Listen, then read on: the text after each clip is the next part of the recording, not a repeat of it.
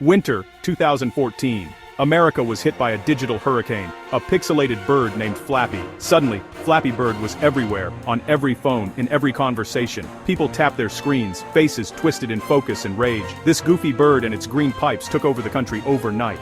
The game was simple: tap to flap, guide the bird through pipes, try not to crash. No story, no levels, no power-ups, just relentless, punishing difficulty. One wrong move, and it was game over. Your score? Usually embarrassingly low. That brutal challenge became its calling card. Americans, used to beating games, were suddenly obsessed with one they could barely survive. The urge to get just one more point was irresistible. Flappy Bird lured millions into a cycle of tap, crash, repeat. But where did it come from? Not a big studio, not a team of psychologists. Just Nguyen, a solo developer in Vietnam. He built it in a few nights, released it quietly in 2013. For months, it sat unnoticed, until it exploded. The bird took flight, and by accident, landed at the heart of American pop culture. It was a phenomenon no one saw coming. Flappy Bird wasn't just a game, it was a digital fever. It united the country in frustration, competition, and obsession, and it all started with a single flapping bird. The question now, why couldn't anyone put it down? Let's find out. Why did Flappy Bird become America's obsession? Its secret, pure, addictive simplicity. Each game lasted seconds. Fail, restart, repeat. No pause, no relief. The physics felt off, unpredictable. Even when you thought you had it, you'd crash. Every point felt like a victory. 10 points? You were a legend. The high score became a badge of honor. Competition went viral. Screenshots of scores flooded social media. Suddenly, everyone was in a nationwide tournament. The sound design sealed the deal. The flap, the ding, the dreaded thud.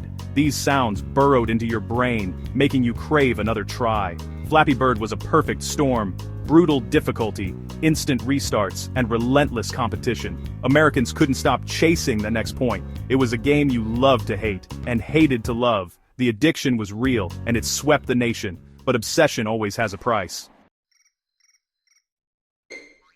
Flappy Bird wasn't just a game. It was a national obsession. People played everywhere. Buses, classrooms, meetings. The internet exploded with memes, rage videos, and high-score tutorials. Flappy Bird became a cultural touchstone. Everyone understood the frustration. Competition got fierce. YouTube was flooded with impossible high scores. Flappy Bird masters became digital celebrities, both admired and envied. But the rage was real. Phones were thrown, screens cracked, tempers flared.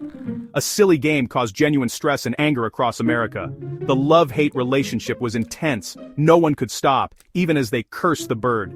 Flappy Bird was no longer just a game. It was America's tormentor. At its peak, Flappy Bird vanished overnight. Nguyen, overwhelmed by fame and guilt, pulled the game from app stores. Panic swept America. People scrambled to download it before it disappeared. Phones with Flappy Bird became prized possessions, selling for thousands online. The game's removal only made it more legendary. Clones flooded the app stores, but none captured the original's magic. The real Flappy Bird became a digital ghost. Gone, but never forgotten. Its absence was felt everywhere. The clones were just hollow echoes. The moment passed, but the memory lingered. Flappy Bird's disappearance made people realize how fleeting digital culture can be.